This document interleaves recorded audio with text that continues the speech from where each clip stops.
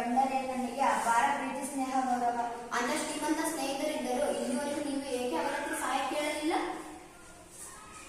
ಬಡವನಾದವ ದೊಡ್ಡವರ ಮನೆಗೆ ಸಹಾಯ ಕೇಳಲು ಹೋಗಬಾರದು. ಸ್ನೇಹಿತರಿದ್ದರು ಎಂತ ಸ್ವಾಭಿಮಾನ. ಹೋಗಿ ದಯವಿಟ್ಟು ಅವರ ಹತ್ರ ಸಹಾಯ ಕೇಳಿ.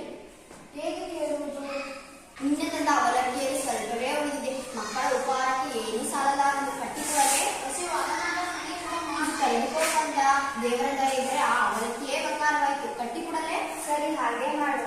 ಧನ್ಯವಾದ.